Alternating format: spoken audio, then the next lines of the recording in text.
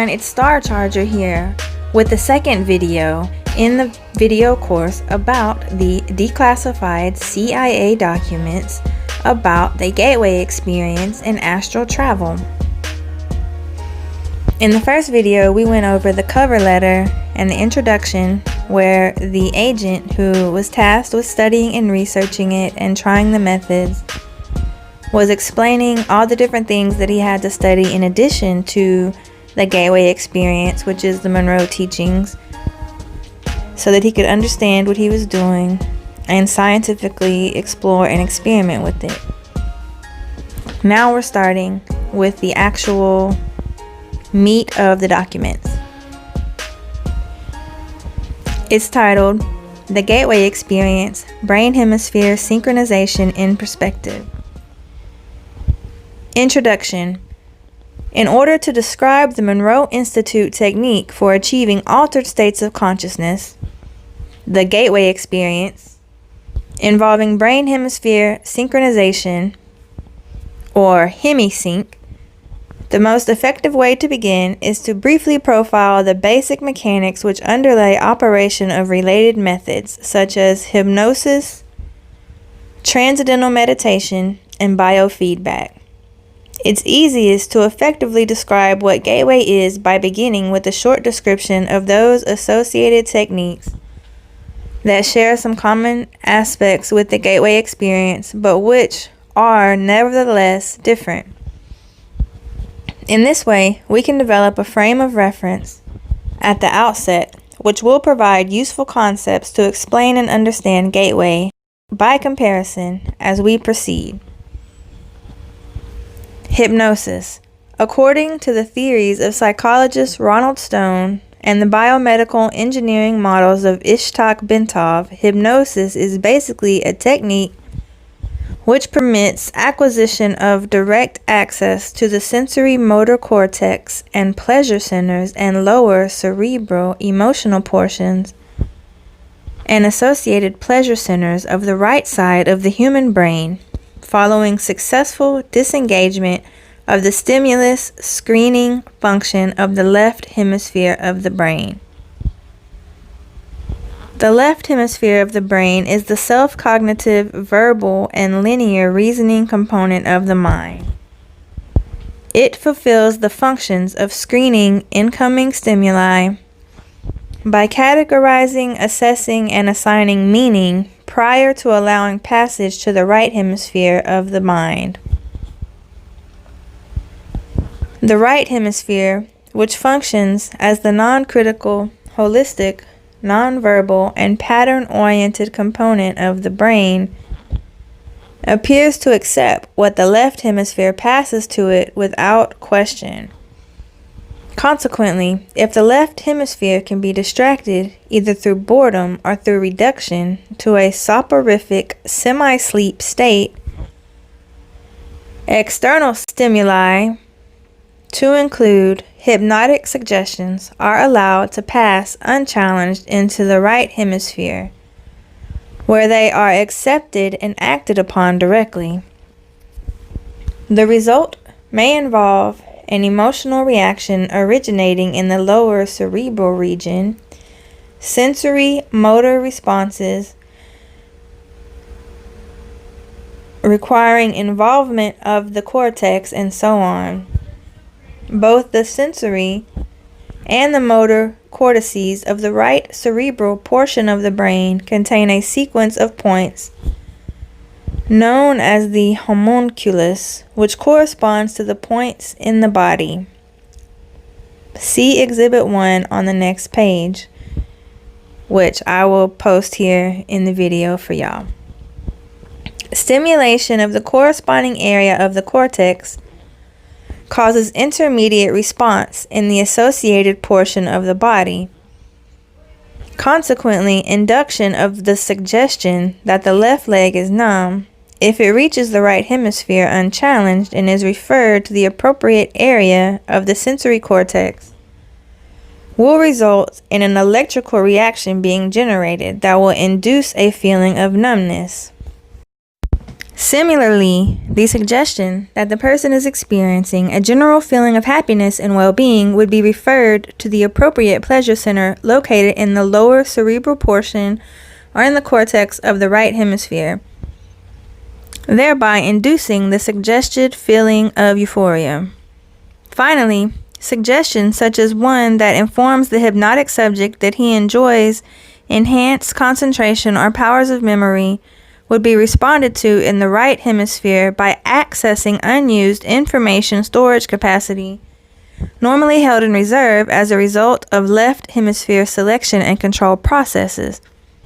This aspect will become significant in the context of the gateway process when attention is given to examining the way that hypnosis may be used to accelerate progress in the early stages of the gateway experience.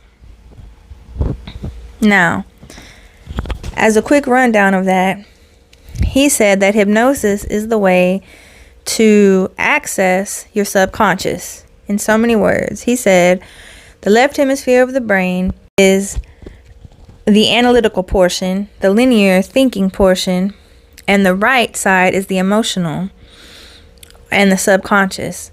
And that the left side judges, tags, categorizes everything. And once it has figured it out, it allows it to pass through to the right side, where it's stored in the subconscious. So if you can distract or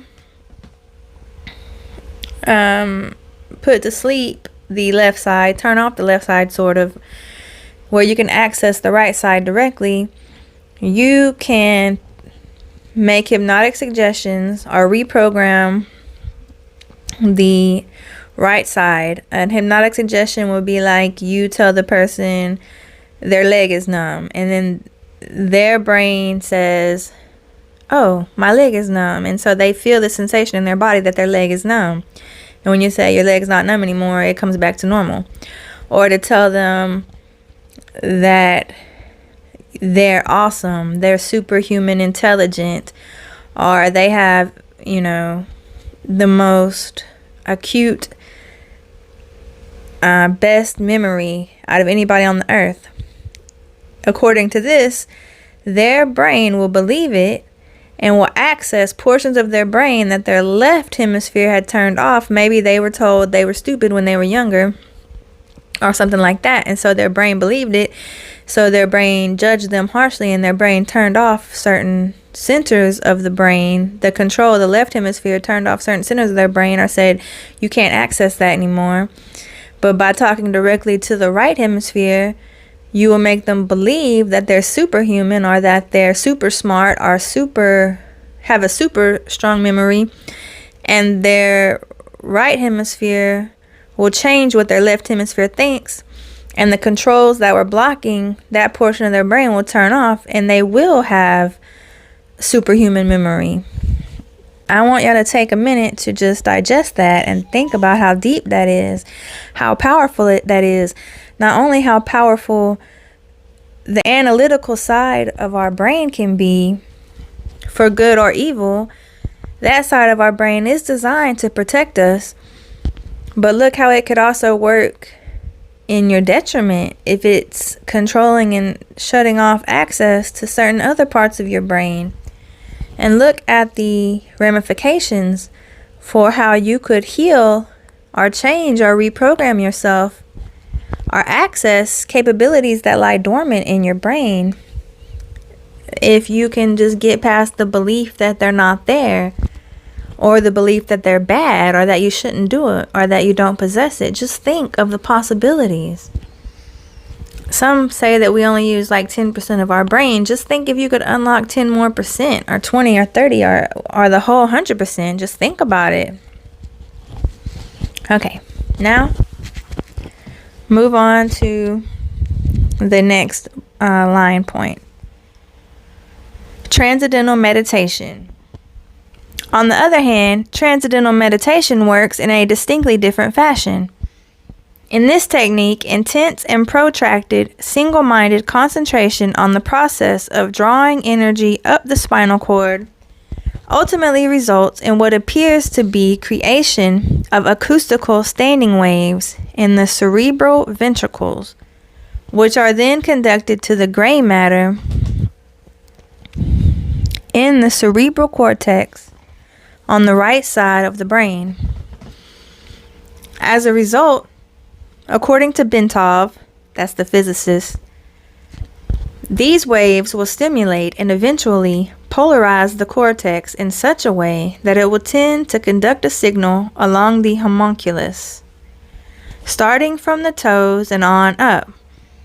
The Bentov biomedical model, as described in a book by Lee Sanella, MD, entitled Kundalini Psychosis or Transcendence, states that the standing acoustical waves are the result of the altered rhythm of the heart sounds, which are occasioned by prolonged practice of meditation and which set up sympathetic vibrations in the walls of the fluid-filled cavities which comprise the third and lateral ventricles of the brain.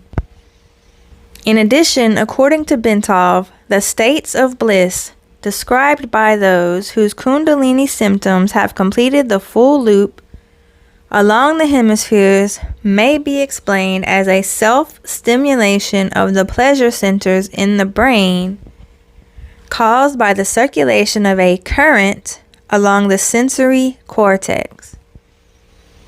Bentov also notes that most of the described symptoms start on the left side of the body, meaning that it is mostly a development occurring in the right hemisphere.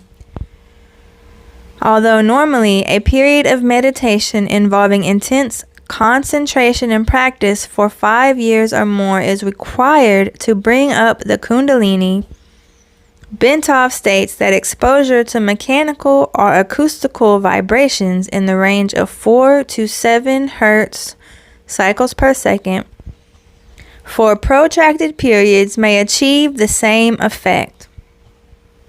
Bentov cites as an example repeated riding in a car whose suspension and seat combination produce that range of vibrations, or being exposed for long periods of time to these frequencies, caused for instance by an air conditioning duct. He also notes that the cumulative effect of these vibrations may be able to trigger a spontaneous Physio Kundalini sequence in susceptible people who have a particularly sensitive nervous system. Alright, y'all, to break that down, which I meditate, and so I know this to be true, although maybe I haven't experienced a total Kundalini awakening, but I study Dr. Joe Dispenza's methods and practice Dr. Joe Dispenza's methods, and he teaches the same thing, and he explains it in great detail about how when you rise through breathing practices and concentration, you can rise your cerebrospinal fluid up to your brain faster than it would normally go, and you can change the rhythm of your heart. And when you get it into the right sync, these are actual physiological effects that you create in your body. And when you get it to the right sync and you get the cerebrospinal fluid going up and down fast enough, you create an inductive field. You create an electromagnetic field in your body because charged particles moving create inductive fields. And then, according to what these people said, you create a resonance between your breath, the movement of the fluid through your spinal cord and brain, the movement of the energy, and the beating of your heart. You create a resonance, acoustic resonance, which is a sound resonance, also to go with the electric field and the electric charges going through your body. And you stimulate the pleasure centers of your brain and also your pineal gland, which they don't mention, but you also do stimulate your pineal gland. And this creates not only bliss in your brain, but spiritual experiences and healing experiences. This is one way that I was able to heal from depression, by sort of getting high on my own supply, by meditating and stimulating my brain with these methods. So I can anecdotally say that that works. And then I've had a lot of experience with this. I've been meditating a couple years, but maybe I haven't even gotten to the full Kundalini experience that they're talking about. But I just want to say that this portion where they're describing Transcendental Meditation actually parallels a lot of things that I've learned and techniques that I've used as well. So this video is getting kind of long, so I'm going to stop here. I hope that y'all enjoying it so far. I'm going to start the next video, continuing reading the documents. It's going to be biofeedback.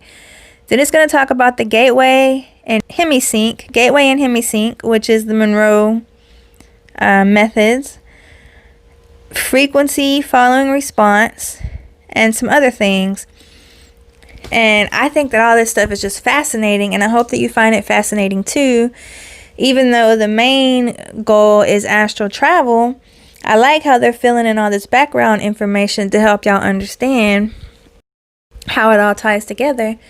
And even though it's very intricate, once you understand it, it'll help you to do it better. If you have any desire to explore further and try these things yourself, you'll be very much more educated about how it works and how to implement it.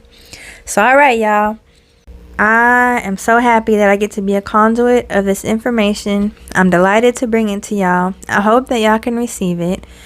Please like and share, subscribe, hit the notification bell. Please comment down below, give me your feedback. I appreciate y'all so much.